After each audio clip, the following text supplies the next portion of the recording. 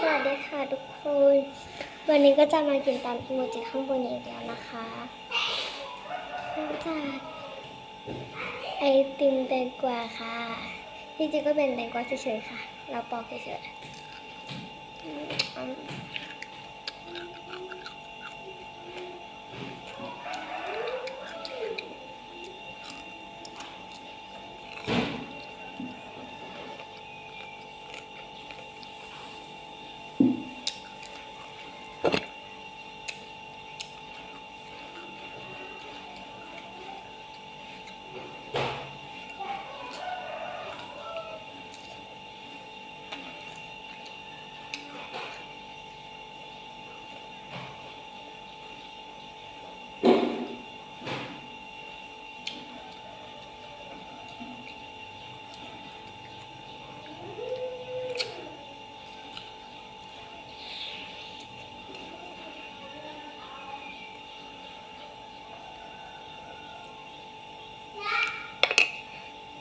อีโมจิที่สองค่ะ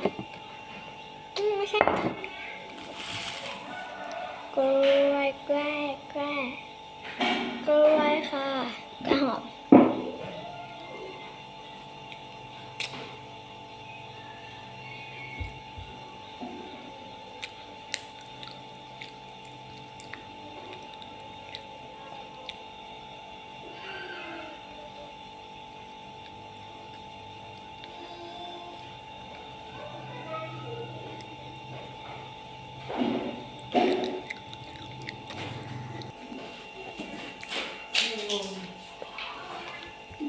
อีโมจิสุดท้ายอีโมจิที่สามค่ะ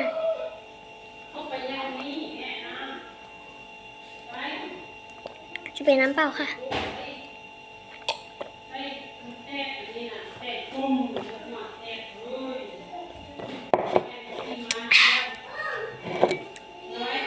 คลิปหน้าขอ